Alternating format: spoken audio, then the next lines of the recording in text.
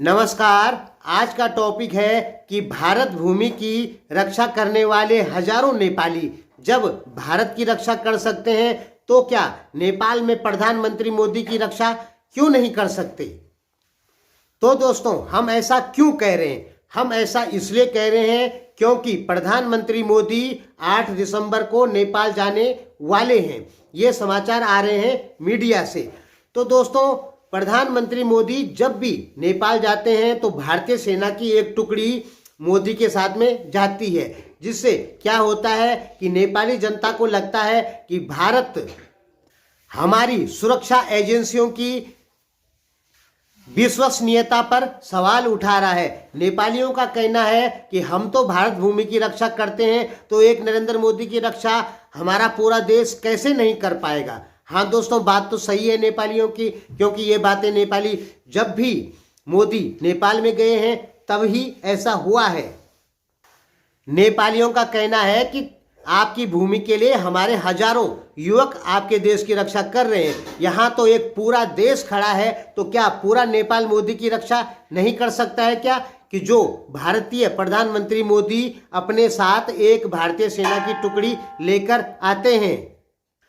दोस्तों, आपको पता होगा कि किम जोंग उन और डोनाल्ड ट्रंप जब मीटिंग कर रहे थे तो उस समय उनकी सुरक्षा में गोरखाओं को लगा दिया गया था। यानी पूरी दुनिया ने भरोसा जताया था कि गोरखाओं की जो सुरक्षा है वो बहुत बेहतरीन है। इसलिए ही गोरखाओं को किम जोंग उन और डोनाल्ड ट्रंप की सुरक्षा के लिए लगाया गया था, क्योंकि ये दोनों देश बहुत बड़े दुश्मन हैं। वहां पे गोरखाओं का लगाना इस बात का सबूत है कि गोरखाओं की सुरक्षा नीति पर सवाल नहीं उठाया जा सकता है। तो यहाँ मोदी जी के साथ में जो भारतीय सेना की एक छोटी सी टुकड़ी जाती है उससे नेपाली लोगों को बुरा लगता है, और नेपाल की जो सोशल मीडिया है उस पर बहुत बातचीत करती है कि भारत को ऐसा नहीं करना चाहिए।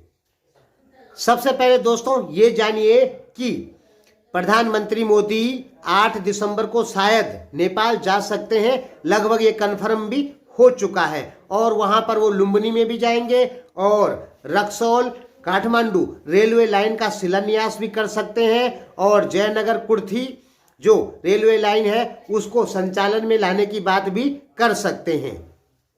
यानी कह सकते हैं कि एक अच्छा संबंध मोदी द्वारा नेपाल के साथ में स्थापित करना, इसको कह सकते हैं।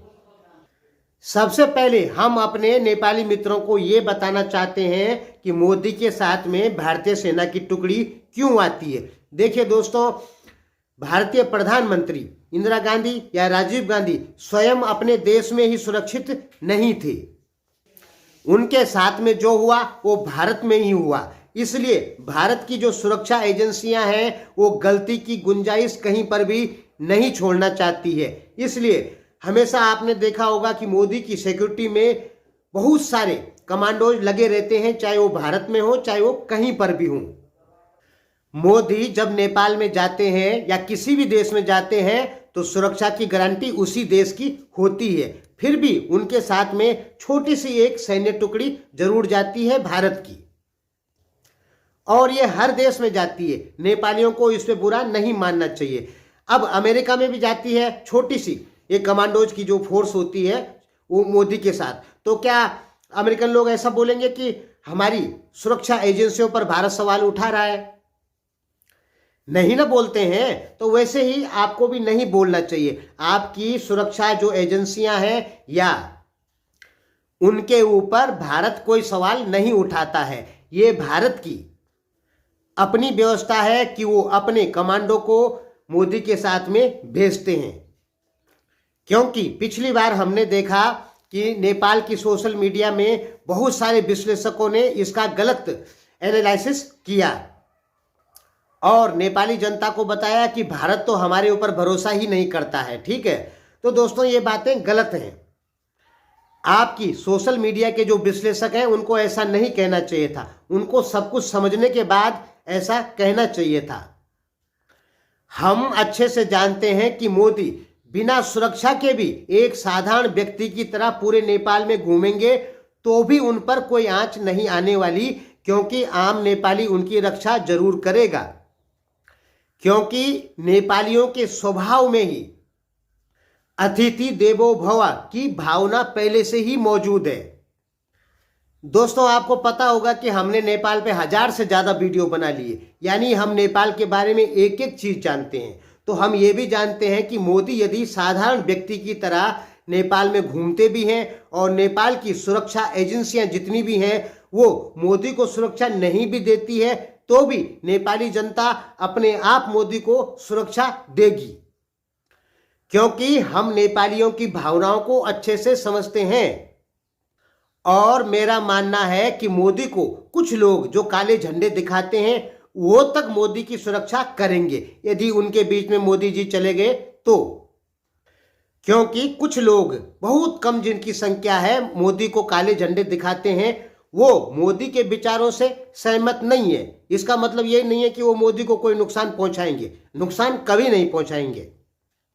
यदि मोदी साधारण व्यक्ति की तरह बिना सुरक्षा के नेपाल में घूमते हैं तो किसी भी प्रकार का कोई भी नुकसान मोदी को नहीं होगा।